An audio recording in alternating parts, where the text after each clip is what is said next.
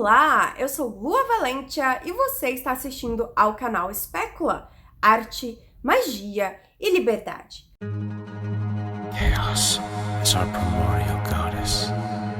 She gives you dreams, life, and death. She gives you the highest form of love, lust, and despair. She wants nothing but creativity in return. Acabamos de estudar o livro Vero e vamos para este aqui, o Guia Essencial da Mão Esquerda. Vamos pegar alguns dos ensinamentos do Dom Webb e passar e recolocar estes ensinamentos para a magia do caos. Afinal, vamos começar a nossa auto-iniciação e precisamos entender qual é o nosso caminho, o nosso propósito. Este livro é em inglês, mas eu vou traduzir as melhores partes para vocês e é um livro extremamente analítico. E por ser analítico tem suas partes muito boas, por exemplo, é extremamente organizado, mas também tem aquelas partes um tanto enfadonhas, porque cada passo tem mais não sei quantos passos e por aí vai. Ele não é fluido como mágica visual, ele não tem tanta poesia quanto o mágica visual, mas é um guia, e como um guia ele faz o seu propósito. Então, hoje nós vamos comentar, por exemplo, a psicologia da iniciação. Isto é um tapa na cara pra gente, porque a gente precisa entender realmente como funciona esse despertar. E talvez você se veja aqui em algum lugar, em algum ambiente destes passos de despertar, destes passos da autoiniciação. O primeiro é quando a gente está vagando, é o passo devagar. A gente acha que as aparências superficiais são realmente verdadeiras. A gente acredita na autoridade, a gente acredita na igreja, a gente acredita na cultura na qual a gente nasceu. Falei loucura, né? Porque é um tanto louco a questão cultural e como isso entranha nas nossas vísceras, né? A gente acredita na igreja, no pastor, em todas as autoridades, a gente acredita que quem usa o chapéu de bruxa é do mal, que quem usa preto é do mal. Então, a gente é aquilo ali, nasceu naquela região, a gente vai simplesmente seguir aquela região. Então, esta é a primeira fase. E muita gente vai morrer e vai ficar na primeira fase para sempre, sem questionar nada, sem pensar que o mundo pode ser muito diferente daquele no qual essa pessoa nasceu. A segunda parte é o primeiro choque que a gente leva. É o choque de realidade. Alguma coisa acontece que mostra que essas aparências são falsas. A gente descobre, por exemplo, que a religião não é exatamente aquilo que ela prega, que o pastor não é exatamente aquela pessoa que deveria ser, ou padre, que os nossos pais não são a fonte mais confiável de sabedoria, né, muitas vezes, e por aí vai. Então, a gente vai se despertando, no entanto, a gente ainda não está completamente desperto. Neste estágio de choque, a gente pode simplesmente ficar com muita raiva, ou com muito medo, ou com muita angústia, porque a gente sabe que aquilo ali não é pra gente. A cultura no qual a gente nasceu não nos pertence, tem algo errado aquilo ali.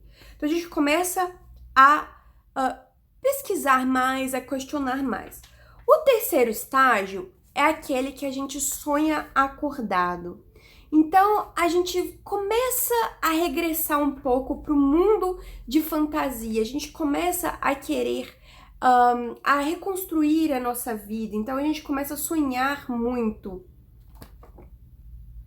Então, muitos magistas podem estar nesta fase, em que eles acham que estão despertos, em que eles começam a brincar mais com vidas alternativas, com estilos alternativos, eles começam a frequentar as feirinhas de bruxaria, a ver as questões dos colares, dos cristais, a entrar mais nesse mundo de magia, só que na verdade ele ainda está dormindo, porque ele não despertou por completo, ele está apenas sonhando acordado.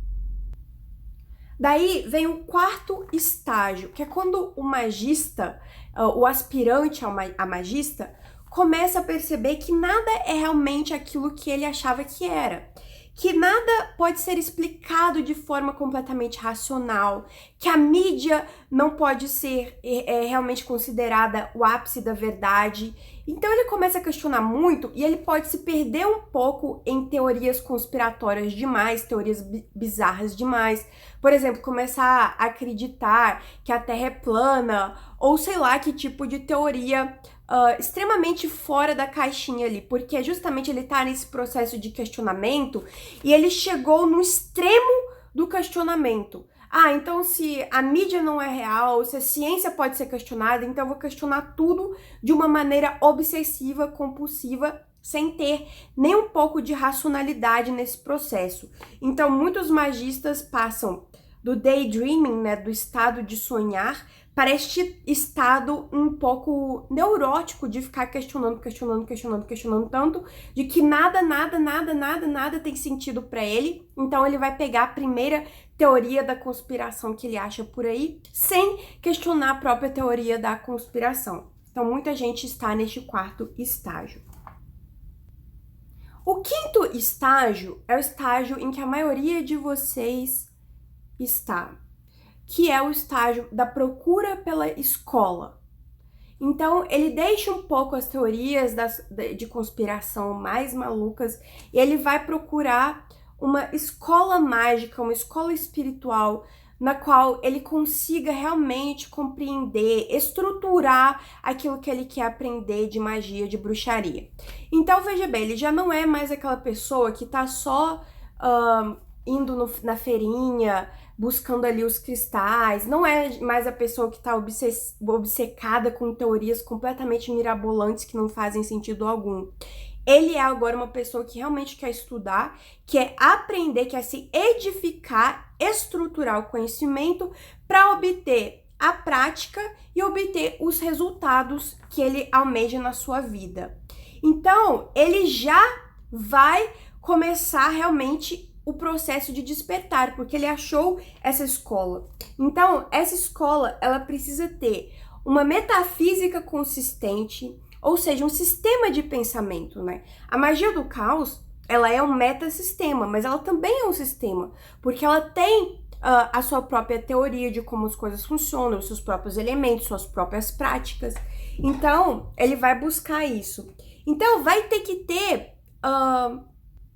professores, alguém ali, ou mediadores, né? Eu prefiro me dizer como mediadora, que vai te ajudar nessa ponte entre teoria, entre prática, entre conhecimento e a sua vida.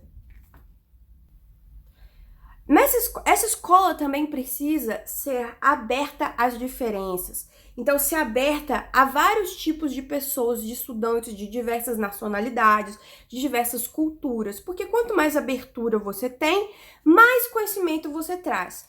E aqui, por eu falar português, eu acabo atraindo pessoas do Brasil, de Portugal e também de falantes de espanhol que conseguem entender o que eu quero passar, o que é muito legal. Então eu tenho no meu apoio, tem gente inclusive da Colômbia, né? Então nós temos esse elemento também. Então existem várias escolas de magia, de bruxaria, de filosofia oculta. E tudo depende de como o estudante gosta, se aproxima dessa escola. Se a química entre estudante e escola tá realmente ali estabelecida. Ou seja, se ele consegue entender, aprender, estudar, se ele se sente motivado a continuar, tudo isso é importante para o estudante conseguir realmente obter os seus resultados. E a escola, por outro lado, também tem que ver se o estudante está ali realmente atento, está realmente querendo participar do que a escola está propondo. Aqui, na verdade, esse mega curso de magia do caos, assim como magia do caos, ele é bastante livre. Então, depende muito mais de você querer buscar o conhecimento do que eu te obrigar ou passar dever de casa. Aliás, eu passo, né? Para você fazer. Então, vai depender mais de você do que de mim.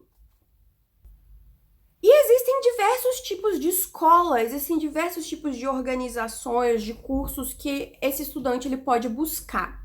E aí, a gente entra para o sexto estágio, que é um outro choque, que é quando o estudante percebe que os seus professores, eles foram muito idealizados. Eles não são aquilo que você está pensando. A vida dos seus professores não é perfeita, não é santificada, eles não são os magos invencíveis que você pode estar imaginando. E daí você começa a ver um monte de defeitos nessa escola e nesses professores, né? No caso, por exemplo, você pode começar a ver um monte de defeito em mim, falar assim, ah, mas ela não é isso tudo, ah, mas o que ela tá passando não é isso. Então, é um choque de realidade.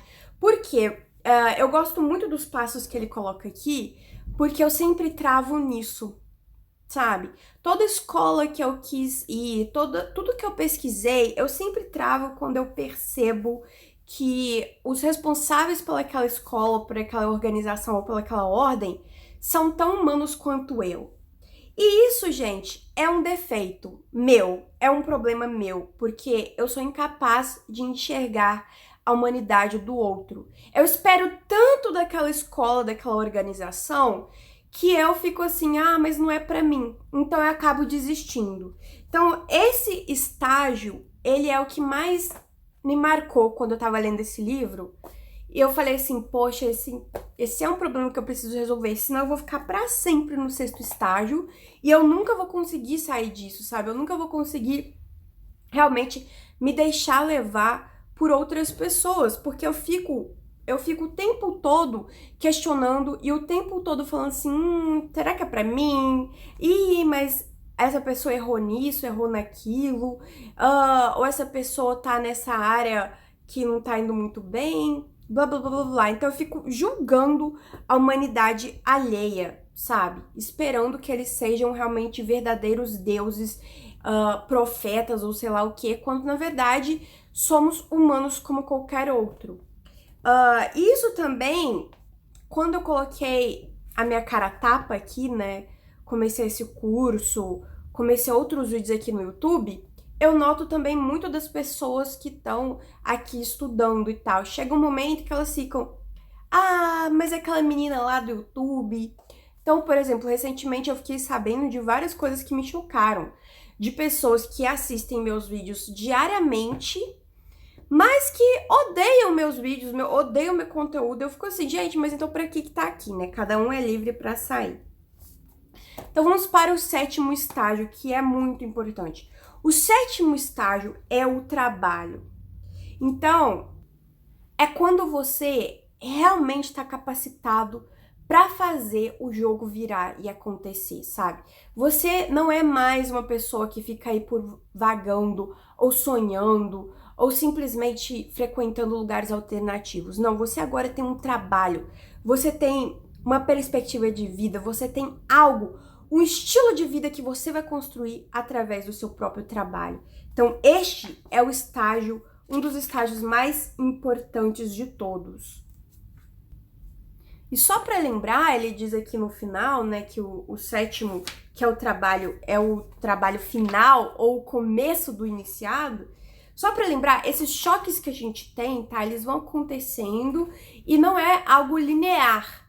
Às vezes você pode estar hoje fazendo seu trabalho de fato e amanhã ter um choque e passar por uma outra transformação, ter uma ideia diferente, recomeçar numa outra escola. Às vezes você faz o seu trajeto de uma vida inteira em certa escola, na escola X, e você tem um choque com alguém e você tem que recomeçar. Então, isso acontece, não pense que a vida é linear. E só também para citar o Mágica Visual, que é um livro mais fluido, que eu particularmente gostei mais, pelo menos a partir da leitura, a vida, você não vai chegar no topo e permanecer no topo.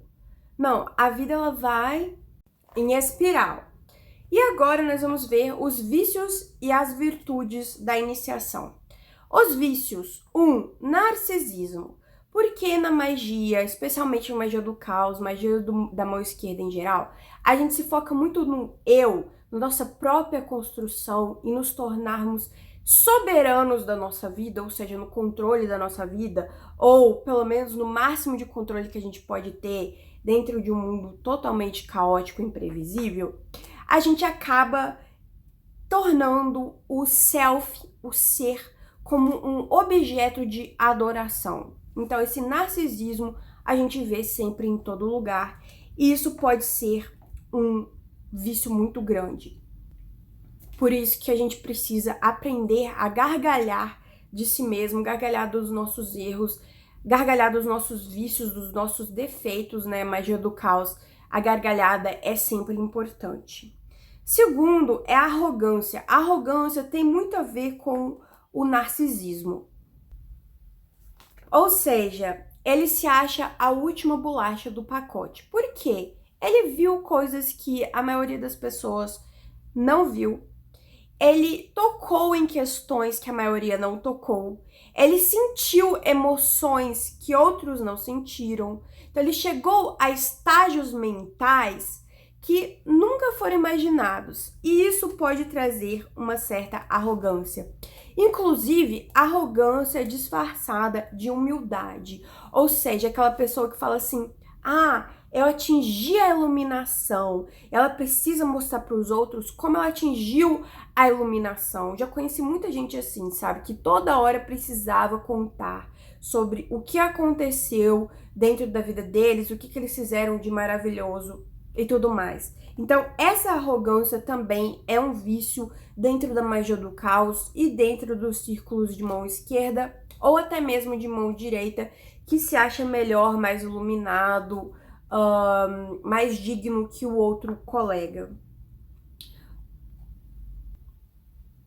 A outra questão é a gente trazer o passado em novos formatos. Então, acontece muito, por exemplo, a pessoa que antes era cristã, ela acaba indo para o outro lado, mas sendo aquele mesmo formato. Então, ela acaba virando um pastor de Satã, vamos supor assim. Então, ela acaba, na verdade, fazendo as mesmas escolhas erradas, porém com nomes diferentes, com nomes opostos, ao invés de buscar, na verdade, uma nova aproximação, um novo jeito de visualizar a vida dela. O quarto vício é o desespero.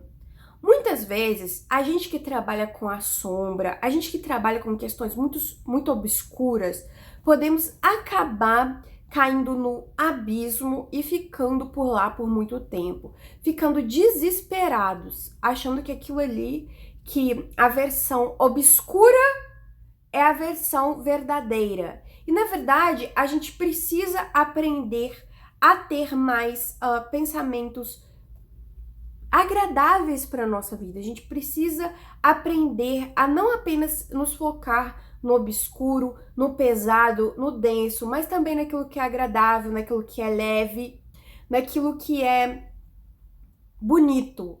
Então, a gente que trabalha muito com a mão esquerda, a gente que trabalha muito com densidade de pensamento, a gente tem que aprender a equilibrar um pouco a nossa vida.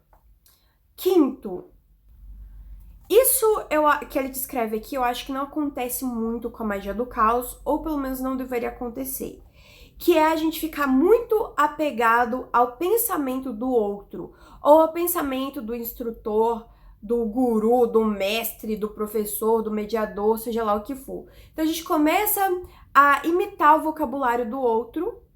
Essa parte de entender o vocabulário dentro do sistema no qual você está trabalhando é muito importante para que você possa entender os conceitos, tá? Ok. Mas agora ficar imitando muito os trejeitos, a fala do mediador ou do instrutor, seja lá o que for, ficar querendo seguir a vida, os passos do seu instrutor, do seu mediador, isso também é um defeito, isso também é uma questão que pode ser um vício. Sexto, obsessão com magia. Esse é um vício que eu tenho, tá?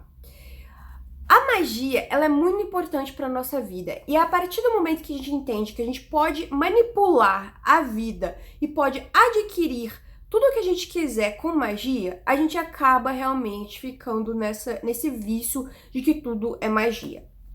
E vou ser bem honesta com vocês, eu tenho este vício de ficar o tempo todo falando sobre magia, de tudo que eu quero consumir, precisa ter magia no meio.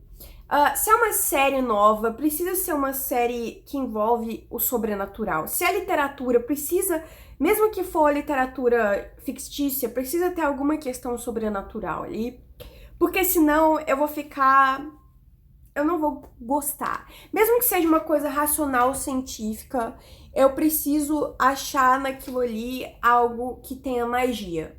E é muito fácil você linkar ciência com magia. Então, isso acaba se tornando uma obsessão, um vício e pode te prejudicar. O aspirante, ele precisa aprender um pouco a se desconectar dessa questão de magia. Afinal, a gente vive num mundo em que outras pessoas não se interessam por isso. E daí, sim, a gente acaba criando essa bolha. Eu, pelo menos, vivo numa bolha e eu gosto dessa bolha.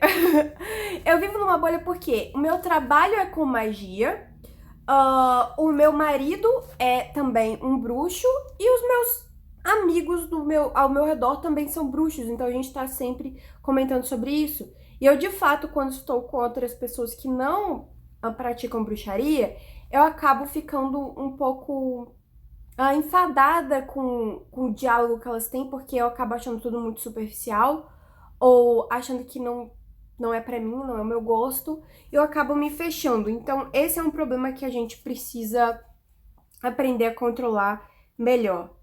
A outra questão é a gente ter uma servidão com as nossas emoções. E aqui eu gostei do que ele falou, porque foi um pouco sobre mim também, eu me identifiquei. A gente acaba esperando muito o nosso temperamento, a nossa emoção estar no ritmo certo para que a gente possa fazer determinados rituais. Quando, na verdade, um magista, ele precisa aprender a entender suas emoções para poder realmente trabalhar com elas da melhor forma possível. Eu entendi o que ele falou aqui, concordo com ele em parte, mas ao mesmo tempo eu acho que na nossa sociedade a gente precisa aprender a respeitar o nosso tempo, sabe? Então, assim, não é você ter uma servidão com as emoções, como ele colocou aqui, mas também não é achar que você precisa estar bem o tempo todo, não é achar que você precisa estar com energia 100% o tempo todo. Nós, especialmente mulheres, né? Então eu acho que talvez ele não entenda isso. Nós somos muito cíclicas, nós precisamos do tempo da sombra, do tempo da reclusão, do tempo de entender o nosso corpo. Então, eu sou uma pessoa que eu me respeito muito. Por exemplo, eu fiquei uma semana sem postar vídeo porque eu acho que eu não tava legal, eu não tava conseguindo passar o que eu queria. Tive uma decepção, um momento ali de choque, né, que ele postou com um grupo aí que nem vale a pena comentar. Então, eu acabei me focando em mim. E eu acho que a gente precisa fazer isso também. Mas eu entendo o que ele falou e entendo que você ser serva das suas emoções ou servo das suas emoções é o oposto de você ser um iniciado, sabe? Ao invés de você ser servo, é você se compreender melhor para você conseguir operar de forma mais eficiente. E nós temos também as virtudes do iniciado. A primeira é a curiosidade mágica. Se você é uma pessoa curiosa, ou seja, você gosta de ler, você gosta de praticar, você gosta de, sei lá, vagar por aí, não no sentido que a gente falou anteriormente, mas sim de entender, olhar, observar, isso é maravilhoso, isso é uma virtude para a magia. Curiosidade é o centro da magia e para mim curiosidade tem muito a ver com amor, com essa paixão que a gente sente por magia. A outra questão, a outra virtude é o orgulho que a gente pode ter. Não naquele sentido de arrogância, de narcisismo que eu falei anteriormente, mas o orgulho que a gente tem para conseguir continuar e também colocar isso em listas, em goals, ou seja, em objetivos. Quando você pensa assim, nossa, eu tenho orgulho do caminho que eu tracei, eu cheguei até aqui e quer saber o que mais? No semestre que vem eu vou fazer outro curso, eu vou me especializar naquilo. Então, tudo isso é realmente uma virtude pra gente na magia. 3. Senso de humor. O senso de humor, ele tem a capacidade de quebrar tudo que é de ruim. Por isso que na magia do caos a gargalhada ela é tão importante. Você precisa aprender a rir de si mesmo. Puxa, eu tava num ritual super importante, vamos supor, o próprio ritual de auto-iniciação. algo deu errado, meu vestido pegou fogo, sei lá, a vizinha bateu na porta, ou sei lá o que aconteceu. Ao invés de ficar, ai, e agora? São os deuses me punindo. Não, você ri daquilo, você gargalha, você acha graça. Então, esse senso de humor, ele realmente te torna uma pessoa mais interessante, mais sociável, até consigo mesmo. Ao invés de querer levar tudo como se fosse um tapa na sua cara, tudo como se fosse algo ruim pra você, não, você vai realmente saber rir das desgraças, né? O quarto é quando você é uma pessoa aberta, ou seja, aberta às diferenças, aberta às novas atitudes, às novas práticas, a conhecer coisas de um novo jeito. Isso é uma qualidade extremamente importante dentro da magia do caos, porque a magia do caos é tudo sobre diversidade. Se você não consegue entender uma cultura diferente da sua, ou não está aberto para isso, não está aberto para errar e aprender, então a magia do caos não é para você. Mas se você é uma pessoa aberta, então você tem a virtude indispensável para isso. O quinto é muito interessante, porque ele colocou a moderação. E eu achei isso muito legal, porque, por exemplo, quando a gente lida com quimiognose dentro da magia do caos, muitas pessoas levam isso a um extremo, e até mesmo na mão esquerda no geral. Vamos supor, Crowley levou ao extremo o sexo e as drogas, e isso culminou no resultado de morte dele, no resultado do estado em que ele morreu, sabe? Então é por isso que muitas pessoas falam, a magia não dá certo, mas é porque ele não teve a moderação. Ele foi pro extremo, né? Então a gente pode debater aqui horas falando que, na verdade, ele queria ir pro extremo, esse era o objetivo dele, ele conseguiu o objetivo dele, blá, blá, blá, blá. Eu só tô querendo falar pra você que, por exemplo, a questão das drogas, dos alucinógenos, do álcool, você usar quimiognose, álcool, dentro da magia, realmente dá resultados, e dá resultados de uma maneira surpreendente. Só que se você se apegar a isso, ao uso de drogas de uma forma extrema, você se torna um viciado.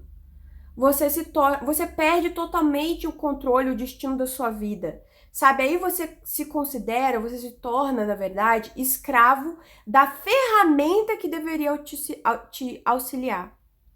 Então, os psicodélicos, por mais que a gente diga que eles são sagrados, eles são ferramentas para a gente ter o nosso objetivo.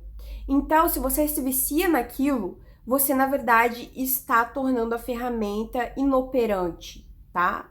Então, é isso que eu queria passar para você. Moderação nesse sentido. Não é para você ser um libertino e nem ser uma pessoa retraída. É para você estar ali entre os dois.